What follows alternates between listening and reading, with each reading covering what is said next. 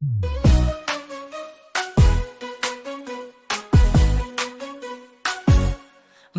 bergerak bersama guru penggerak, menebar manfaat bagi pendidikan merdeka. Lekas bergerak dalam pendidikan penggerak, ciptakan generasi unggul penopang bangsa. Mari bergerak, lekas bergerak. Assalamualaikum Ibu Nadif. Salam Ibu Naya. Iya, alhamdulillah. Apa kabar hari ini Ibu Nadif? Alhamdulillah baik. Bagaimana Ibu Naya? Iya, alhamdulillah saya juga baik. Oke, saya boleh minta waktunya nih Ibu Nadif? Ya boleh, silakan. Iya, kan berkaitan dengan pembicaraan kita waktu itu, saya minta kesediaan Ibu Nadif untuk saya observasi selama mengajar dalam kelas. Ya, Nah, kebetulan kan jadwalnya hari ini ya. Ya, Di- ya. Di kelas mana Ibu Nadif? Di kelas 7A. 7A, oke. Nah, terkait persiapannya Ibu Nadif untuk mengajar nanti. Nah, sekarang ini saya mau melakukan pra observasi Ya. terkait persiapannya Ibu Nadif nanti saat mengajar dalam kelas. Bisa ya? Bisa. Oke. Nah, pertanyaan pertama yang saya tanyakan, nanti Ibu Nadif kalau pas mengajar itu tujuan pembelajarannya tentang apa nih Ibu Nadif? Nah, untuk nanti yang akan kita lakukan Ya. observasi itu, Ibu ada satu tujuan pembelajaran, Ya. yaitu menjelaskan konsep rasio dan Ya. penggunaannya dalam Oke. kehidupan sehari-hari. Oke. Nah, dari tujuan pembelajaran itu kira-kira area pengembangan yang hendak dicapai oleh Ibu Nadif itu di bagian mana Ibu Nadif? Area pengembangan yang ingin saya kembangkan pada pembelajaran kali ini, yang pertama itu adalah area pengetahuan Ibu, Oke. kemudian yang kedua keterampilan. Oh, jadi harapannya anak-anak bisa menguasai konsep lalu bisa mempraktekannya gitu ya. Jadi Oke, kalau oke. untuk di pengetahuan itu kan kita mengembangkan atau menanamkan konsep terhadap Iya, mereka. betul. Kemudian untuk keterampilannya itu saya ingin melatih bagaimana mereka berpikir kritis di Iya, iya. dalam pembelajaran atau khususnya materi itu. Ya, dan bisa menerapkannya di Ya, kehidupan sehari-hari. Ya, gitu. itu betul. Oke, bagus sekali. Nah, terus kira-kira untuk mempersiapkan pengajaran itu nih Bu Nadif, strategi apa yang sudah Ibu Nadif persiapkan untuk mengajar nanti dalam kelas? Baik, pertama saya menyusun modul ajar tentunya. Ya, di situ modul ajar yang saya susun itu rencana saya ingin menggunakan pembelajaran berdiferensiasi. Nah, pembelajaran berdiferensiasi ini nanti saya konten dengan prosesnya. Oke. Begitu Ibu Inaya. Jadi kenapa nih kok milihnya berdiferensiasi konten dan proses, kalau saya boleh tahu? Ya, karena begini, kalau konten itu kan masing-masing anak peserta didik itu punya kemampuan awal yang berbeda. Iya, betul. Gitu. betul. Jadi berdasarkan itu saya menyusun pembelajaran berdiferensiasi konten. Kemudian Oke. untuk proses itu saya pengen mereka itu punya bernalar kritis. Artinya setiap siswa itu bisa berproses dengan kemampuan mereka, dengan cara berpikir mereka, dengan kebutuhan maksudnya apa namanya, sesuai sudah dengan mereka punya diri masing-masing. Jadi tidak terkait satu konsep, tidak terkait satu rumus. Karena kan jadi karakternya beda-beda beda-beda, ya. ya benar. Terus kecepatan belajarnya kan juga Betul, berbeda ya. betul, Jadi betul, harus betul. ada diferensiasi Kemampuannya proses. berbeda, Oke. ya. Nah, kira-kira ada alasan lain mungkin terkait karakternya peserta didik nih Bu Nadif, kenapa kok sampai memilih berdiferensiasinya konten dengan proses? Ya, menurut saya pembelajaran berdiferensiasi itu adalah pembelajaran yang paling efektif untuk saat ini. Iya. Selain ini, karena anak-anak ini kan sebelumnya kita tahu mereka itu kan terkena COVID, Iya, iya. sehingga dari segi kebutuhan belajarnya mereka, dari segi kemampuan awal mereka, dari segi kecepatan penangkapan dan lain-lain itu mereka berbeda-beda. Iya, iya, betul. Jadi harapan saya dengan menggunakan pembelajaran berdiferensiasi konten dan proses ini, kebutuhan belajar mereka itu bisa terpenuhi semua, ya, baik dari itu peserta didik yang memiliki kemampuan penangkapannya lambat, kurang cepat, dan sampai dengan cepat itu bisa terpenuhi semuanya. Iya, iya. Jadi memang menurut Ibu Nadif pembelajaran berdiferensiasi ini lebih efektif ya, dan memang tepat untuk mengatasi semua permasalahan. Ya, siswa itu. betul. Oke, terus yang terakhir nih Bu Nadif, kira-kira apa ya yang Ibu Nadif ingin tingkatkan selama proses pembelajaran ini agar tujuan pembelajaran yang sudah Ibu Nadif rancang ini bisa tercapai dengan maksimal dan efektif? Tentu yang yang ingin saya tingkatkan tadi bisa terpenuhinya kebutuhan belajar peserta didik itu. Terus kemudian saya juga pengen meningkatkan itu peserta didik itu tidak hanya terpacu pada rumus saja Ibu. Biasa matematika kan hanya rumus menghafal saja ya anak-anak. Tapi dengan metode pembelajaran ini saya menyajikan soal-soal atau masalah-masalah yang open minded, artinya yang jawabannya itu open, tidak terpaku dalam satu rumus atau tidak terpaku dalam satu cara begitu, sehingga anak-anak bisa berpikir kritis, dilatih terus untuk problem solving, menemukan solusi, bukan hanya sekedar untuk menyelesaikan soal, tetapi mereka memikirkan ini, memecahkan masalah. Seandainya itu nanti terjadi di kehidupan mereka, sehingga mereka sudah langsung tahu, oh soalnya ini permasalahan ini ternyata saya pernah temui di soal matematika, begitu ya. Karena memang masalah-masalah yang saya sajikan di pembelajaran nanti itu adalah permasalahan yang kontekstual, real, begitu nyata. Jadi mereka langsung bisa membayangkan, oh ketika saya nanti di kehidupan seperti ini. Harapan saya begitu Ibu. Wah, bagus sekali ya Nadif. Nah mungkin terakhir juga nih terkait kan tadi Ibu Nadif juga bilang karakteristik peserta didik yang diajarnya kan pasti berbeda-beda ya. Ibu Nadif tadi juga sudah memaparkan strategi yang ingin digunakan ini adalah berdiferensiasi konten dan proses. Nah kira-kira untuk meningkatkan karakter siswa tadi ada tips and trick tidak dari Ibu Nadif, bagaimana cara Ibu Nadif berefleksi atau memberikan umpan balik terhadap peserta didik saat mereka setelah menjawab, atau untuk meningkatkan sosial emosional mereka itu. Sebenarnya Ibu itu tuh dimulai dari awalnya kita harus mengetahui asesmen diagnostiknya, kita harus jalankan. Jadi pertama itu kita harus mengerti dulu kondisi peserta didik, baru kemudian kita menyusun modul ajar disesuaikan dengan strategi yang disesuaikan dengan karakter peserta didik. Selanjutnya kita tetap harus memberikan umpan balik yang positif. Jadi mau jawaban itu benar, mau jawaban itu salah, kita tetap harus memberikan umpan balik yang membangun. Yang konstruktif gitu ya. Kemudian ini kita tentu saja di akhir harus berefleksi, jelas. Setiap pembelajaran kalau saya itu wajib berefleksi. Jadi apa yang perlu kita tingkatkan itu kita pikirkan sama-sama dengan peserta didik gitu. Apa yang mereka rasakan juga kita harus tanya. Karena sejatinya ketika peserta didik itu merasa tidak nyaman dengan di kelas, otomatis apa yang kita sampaikan mereka juga tidak akan berkesan, berkesan, tidak konsepnya tidak akan dapat. Tapi ketika mereka merasa nyaman, kemudian rasa senang dengan pembelajaran kita, pasti itu mereka akan lebih mudah ya, menerima informasi yang masuk. Betul, informasi yang masuk. Ya keren banget. Kalau gitu saya nanti tidak sabar nih menunggu saat Ibu Nadif untuk observasi dalam kelas. Saya akan sangat nantikan bagaimana direspon anak-anak nih. Karena kan pastinya anak-anak ini biasanya kalau sudah mendengar matematika itu males gitu ya, sudah gak semangat, sudah menyerah duluan. Nah, jadi kalau tadi Bu Nadif bilang semua soalnya ini sudah kontekstual, terus berdiferensiasi, harapannya kan anak-anak sudah paling tidak semangat dulu, jangan menyerah dulu gitu ya. Ternyata matematika ini bukan hanya teori tapi saya setiap hari ini saya pasti pakai matematika gitu, sehingga sadar penting saya belajar. Betul sekali. Oke, Bu Nadif terima kasih banyak.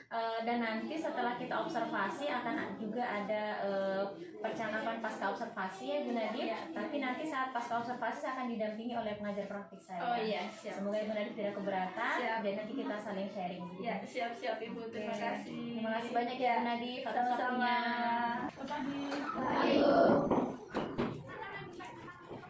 Siap. Selamat pagi Bu. Mulai kita akan berdoa. Siapa mau berdoa? Jangan dari itu mana berdoa. Terima kasih Tuhan, Tuhan dan kami dari mana kita pada cara. Kami dari ini Tuhan kami belajar banyak itu sebagai media kami Tuhan, perempuan jangan Tuhan menyertai kami sampai kita ya Tuhan dari itu permohonan kami. Amin. Siap semua? Sehat Bu. Oke. Untuk hari ini ada yang tidak masuk? Ada semua. Oke, kita siap semua ya. Oke. Hari ini kita akan belajar matematika tentang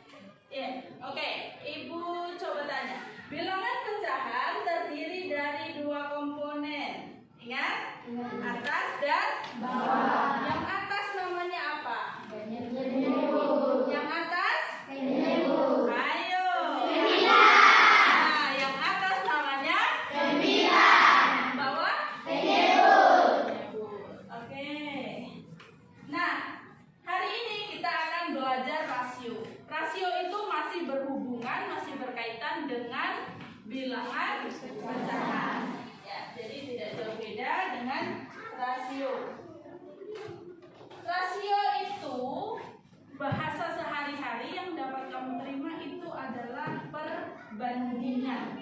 Rasio itu apa? Perbandingan. Nah, apakah kalian pernah membandingkan di kehidupan sehari-hari? Pernah. Oh, pernah ya. Ada yang tidak pernah sama sekali? Pernah?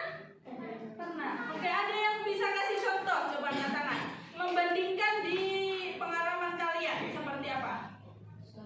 Oke, J. Berat itu. Membandingkan berat. Contohnya? Buku dengan pena. Buku dengan pena. Bagaimana? Siapa lebih berat?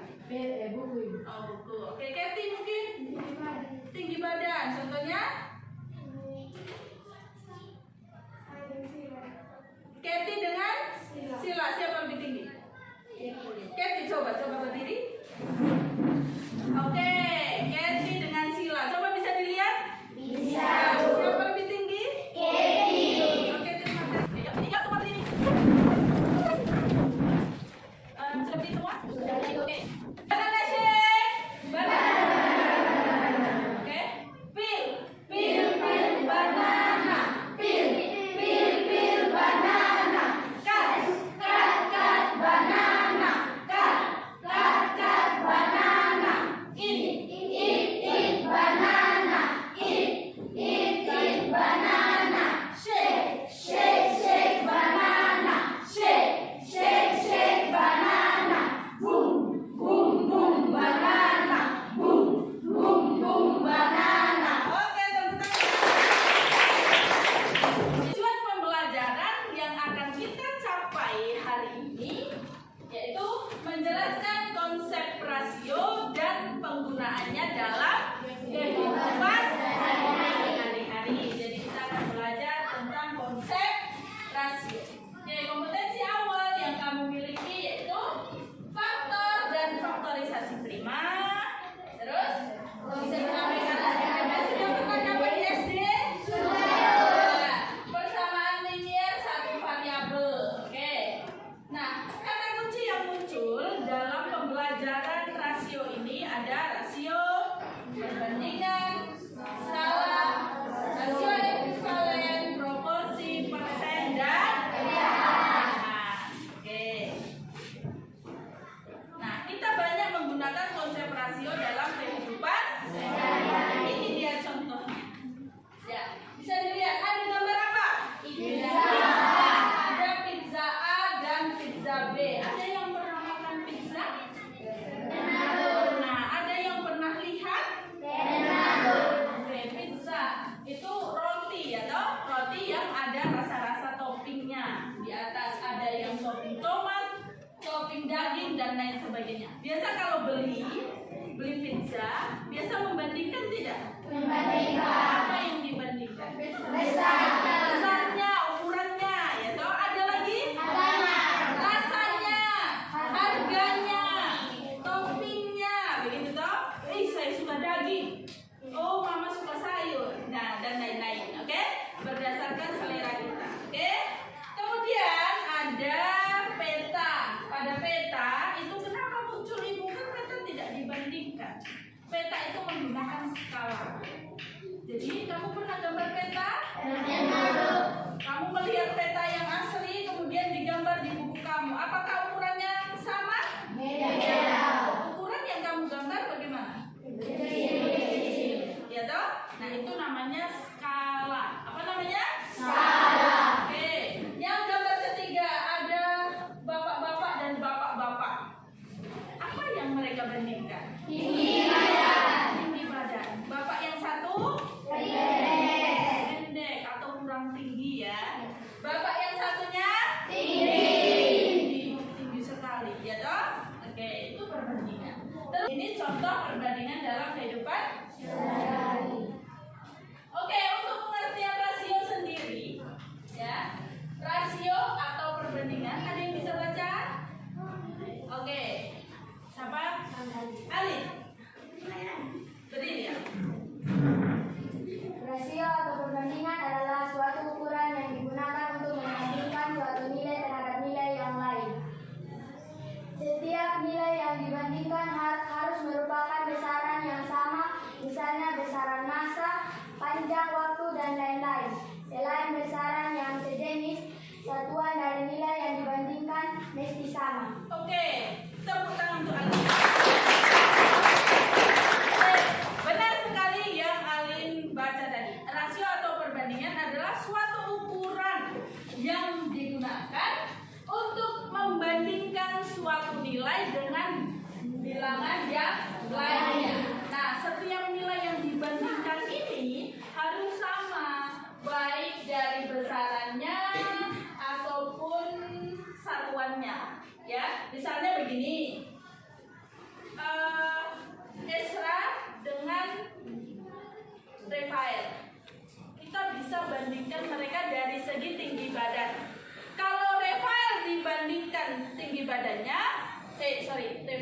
perbandingan tinggi badannya, Esra juga harus tinggi badan. Jadi tinggi badan Rafael 100 cm bisa.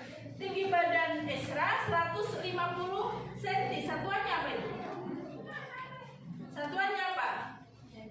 Senti, sama-sama senti, ya toh? Nah, tidak bisa kalau misalnya Rafael berat badan 60 kg, Esra tinggi badan 100 kg. Apa yang kita bandingkan?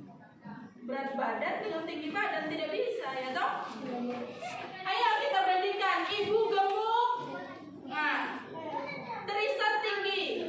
Siapa yang lebih besar? Ibu segi besar dari segi badan. Tristan lebih besar dari segi tinggi. Jadi harus sama. Kalau tinggi ya sama-sama tingginya. Kalau besar atau beratnya dari segi beratnya sama-sama. Oke, bisa? Oke, jadi harus sama. Menyatakan rasio. Rasio itu, nah ini dua atau lebih bilangan yang dipisahkan tanda titik dua. Jadi ada dua bilangan yang dipisahkan tanda titik dua.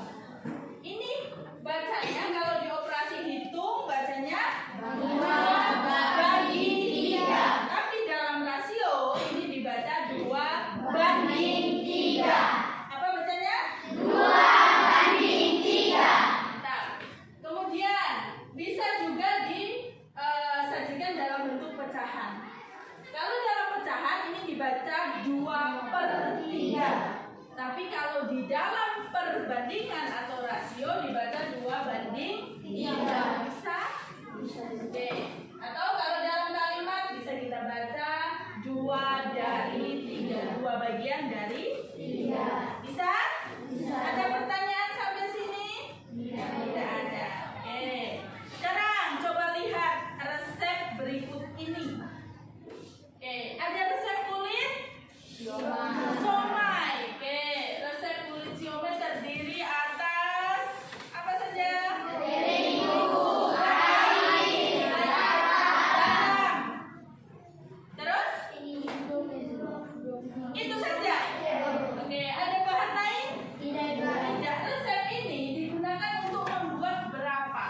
20 pieces. Oke, kulit somai. Terigunya berapa ya? 100 gram. Airnya berapa? 10 gram. Garamnya berapa? Berapa? 1/2 sendok teh atau setengah sendok teh. Oke, berarti sudah pintar semua baca resep. Ada yang suka memasak? Oke, ada Resti dengan Sera. Seren. Oke. Kalau senang memasak berarti harus bisa membaca resep ya. Nah, dari resep ini ada pertanyaan, berapakah rasio antara terigu dan air pada resep tersebut? Rasio apa tadi? Perbandingan. Jadi perhatikan rasio antara terigu dan air. Berarti yang kita perhatikan siapa? Terigu banding air. Siapa dulu yang muncul? Terigu. Maka di sini terigu banding air. Iterigunya berapa? 10 gram. Terus airnya 10 gram. Coba perhatikan dari satuannya sudah sama? Sama. Satuannya Oke, 140 banding 70. Jadi perbandingan terigu adalah 140 banding 70. Tapi ingat, perbandingan itu ambil yang paling sederhana. Kita perkecil bisa? Kita sederhanakan bisa? Bisa. Bagi berapa? 70.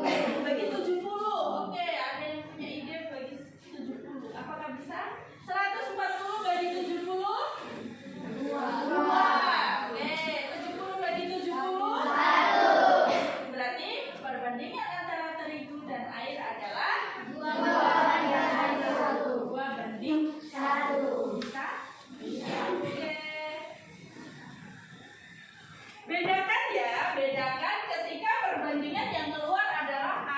banding terigu. Beda. Air banding terigu. Siapa dulu? Air. Berapa? 70. Terigunya? 100 gram. Kita perkecil bagi 70 bagi 70. 140 bagi 70. Maka perbandingan air banding terigu adalah 1/2. Beda nggak? Beda. Ya. Jadi hati-hati, tergantung siapa yang muncul lebih dahulu. Oke. Ada pertanyaan sampai sini? Paham? Kita bahas tadi. Rasio antara terigu dan air yaitu 140 banding 70. Kita bisa perkecil atau sederhanakan menjadi 2/1. Ada pertanyaan? Tidak. Kalau tidak, kita akan masuk pada diskusi kelompok. Sudah duduk sesuai kelompok? Sudah. Oke. Kelompoknya lengkap?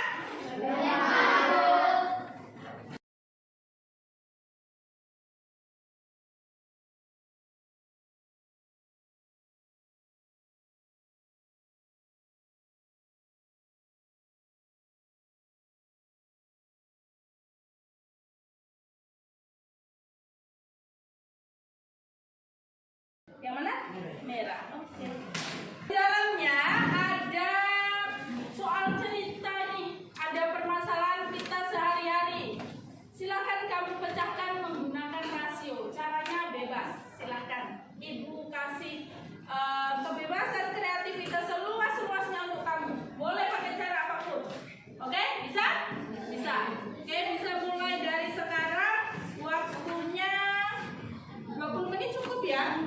Oke, silahkan. Selamat bekerja.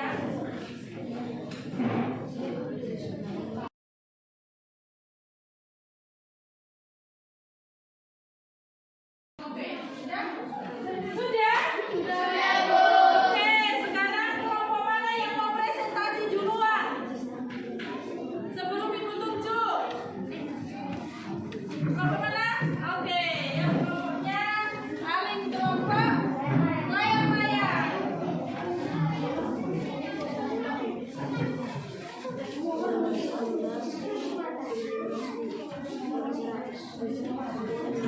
Coba perhatikan. Halo. Halo, Amanda, halo. Oke, perhatikan teman-teman mau presentasi di depan. Yuk, silakan. Tadi kami dari kelompok narasi. Pagi. Kami akan menceritakan hasil kerja kelompok kami. Kami akan memperkenalkan nama kami satu persatu. Nanti nama saya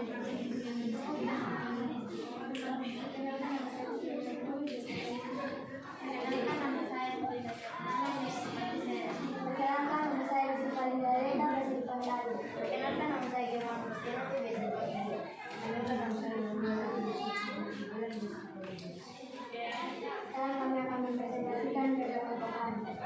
Kami mendapat tentang wedang jahe. Pertanyaannya, Sabar. Ada yang sama wedang jahe?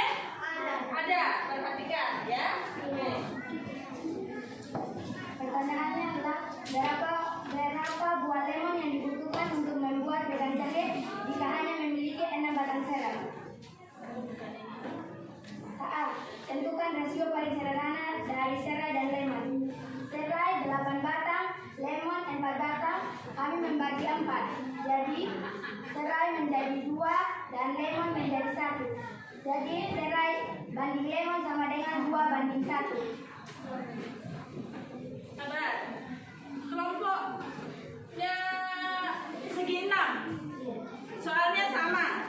Sama. Jawabannya sama atau tidak? 2/1. Sama tidak? Ini 6 perbandingannya berarti 6/3. Oke. Ayo Alin lanjut. B. Dari rasio paling sederhana pada poin A, gunakan untuk menentukan jumlah lemon. Serai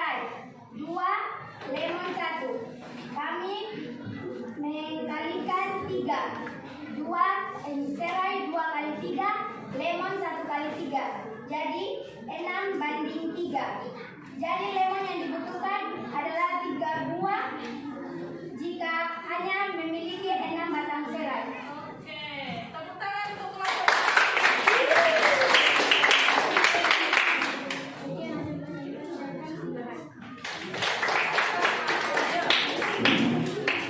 Nanti kasih kuliah. Gambar di sini, gambar 3.7, terdapat 6 buah donat, ya toh, dalam satu piring. Ada 3 jenis donat, yaitu mesis, gula, dan donat. Pertanyaan pertama, siapa yang dapat soal ini tadi?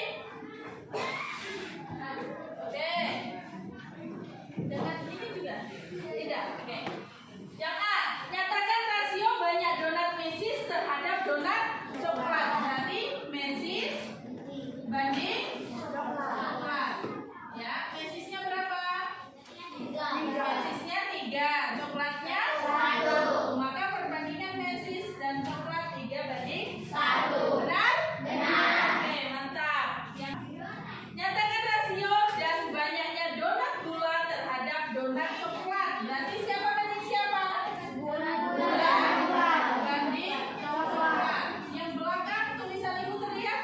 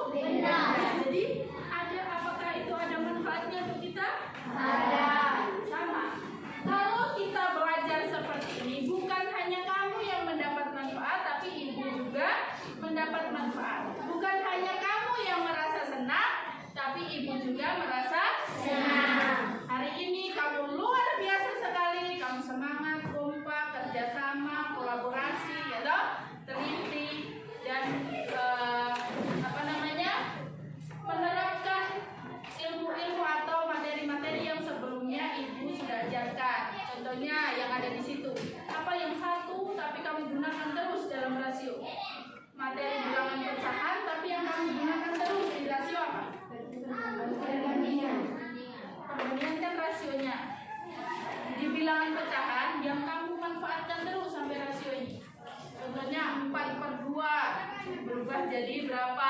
Itu materi apa? Menyederhanakan pecahan. Kamu bermanfaat tidak di rasio?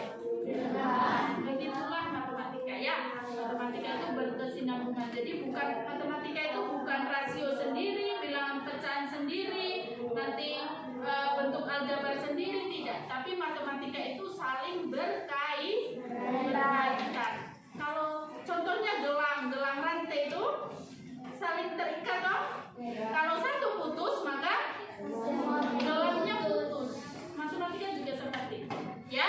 Jadi mari kita bersama-sama terus bersemangat dalam belajar matematika. Oke, selesai hari ini. Hamzah Hamidah. Apa artinya? Terima kasih. Bahasa apa itu? Korea. Oh, Korea. Oke. Ya, kita selesai untuk hari ini. Sebelum belajar, materi selanjutnya Ibu pahamkan saja. Untuk materi selanjutnya, kita masih di rasio. Hanya kita akan belajar tentang perbandingan senilai dan perbandingan berbalik nilai. Apa yang kita pelajari selanjutnya? Perbandingan senilai dan berbalik nilai. Bukan berbalik senilai, tapi berbalik nilai. Oke, untuk hari ini kita selesai. Yang pimpin doa sebelum kita selesai. Oke, Kerti, silakan. Sabar. Sebelum berdoa boleh pekerjaannya tadi.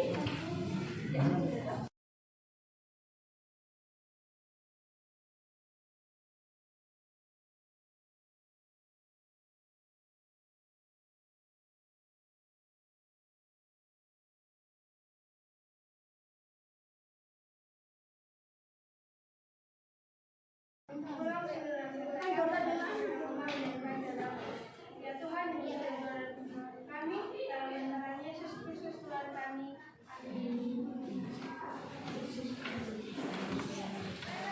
Terima kasih Bu Keti. Terima kasih untuk pembelajaran hari ini. Kita jumpa lagi di minggu depan ya. Oke, sebelumnya Ibu mohon maaf. Warahmatullahi wabarakatuh. Waalaikumsalam warahmatullahi wabarakatuh. Pengajar praktik saya tadi, terima kasih banyak Ibu Nadif sudah berkenan meluangkan waktu untuk saya menyelesaikan tugas melakukan coaching pasca observasi kelas kemarin yang sudah kita lakukan. Nah, saya mulai langsung ya Ibu Nadif ya, pasca percakapan pasca observasinya. Oke, nah terkait observasi kemarin saat saya mengobservasi Ibu Nadif dalam kelas mengajar mata pelajaran matematika dengan tujuan pembelajaran menjelaskan konsep rasio dan penggunaannya dalam kehidupan sehari-hari. Kalau dari saya catatannya sih sudah sangat bagus apa yang Ibu Nadif lakukan di dalam kelas. Seperti yang kemarin Ibu Nadif katakan, strategi yang Ibu Nadif persiapkan dan lakukan di dalam kelas itu kan pembelajaran berdiferensiasi yang memfokuskan pada diferensiasi konten dan proses. Nah, mungkin kalau saya ingin Ibu Nadif coba menceritakan sedikit nih Ibu Nadif terkait apa yang Ibu Nadif rasakan kemarin saat diobservasi terkait strategi yang Ibu Nadif terapkan di dalam kelas dengan pemahaman siswa untuk mencapai tujuan pembelajarannya. Gitu. Mungkin boleh diceritakan. Baik, terima kasih Ibu Naya atas kesempatan yang diberikan. Jadi setelah diobservasi kemarin oleh Ibu Inayah itu saya merasa sangat senang.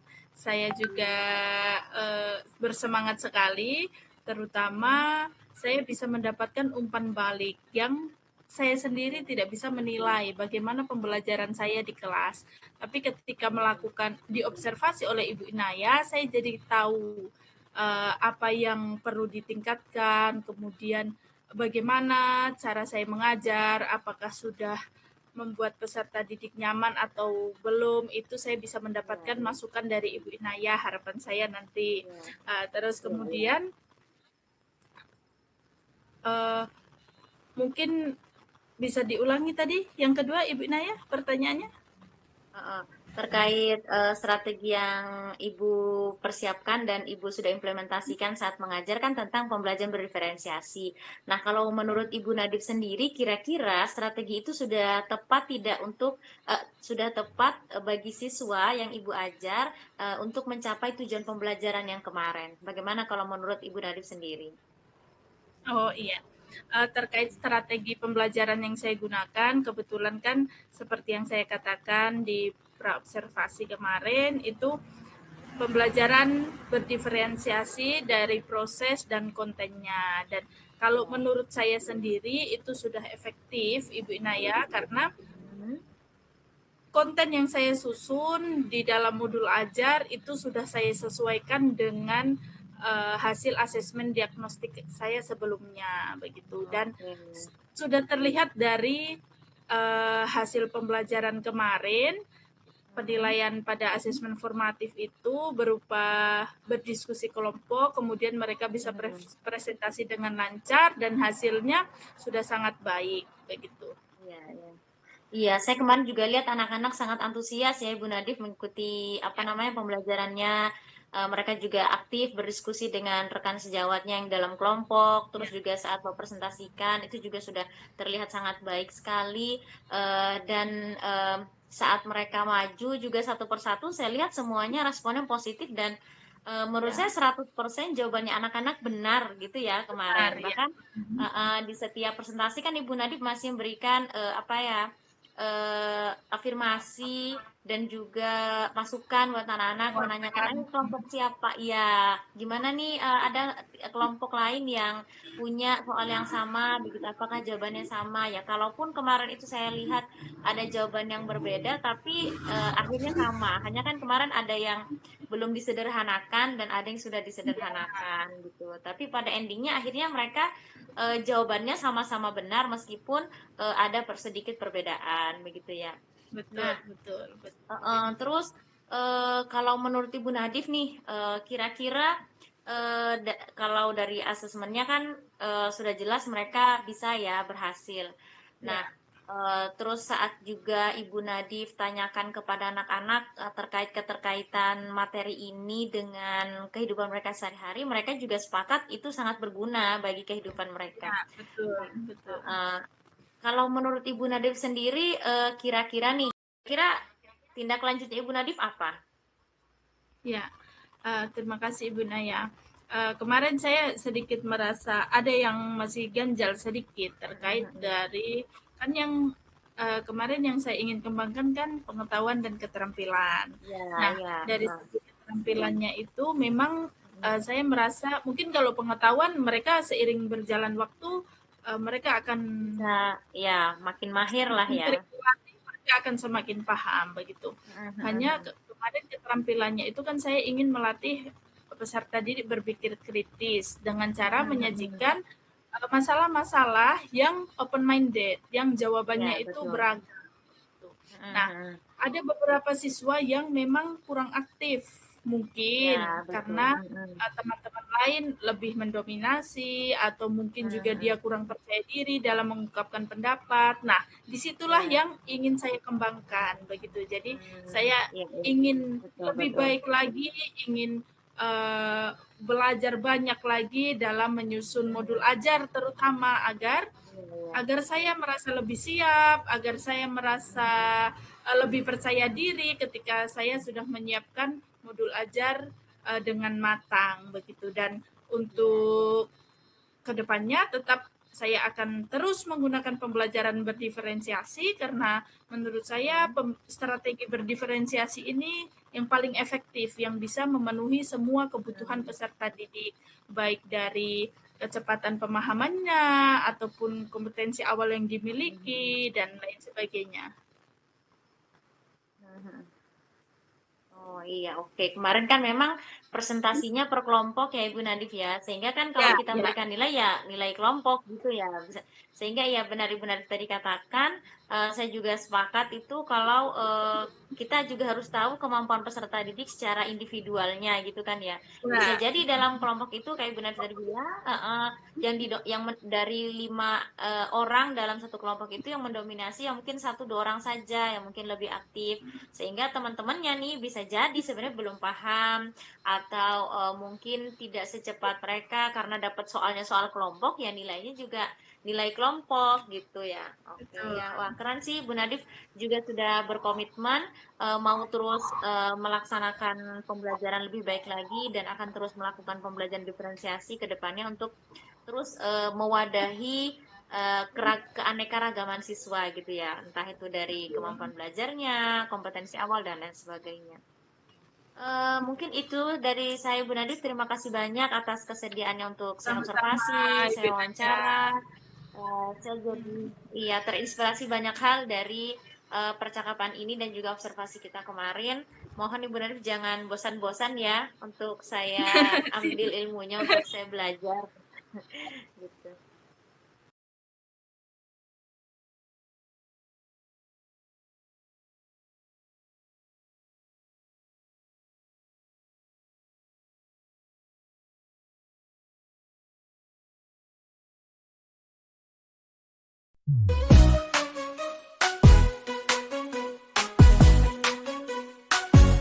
Mari bergerak bersama guru penggerak, menebar manfaat bagi pendidikan merdeka, lekas bergerak dalam pendidikan penggerak, ciptakan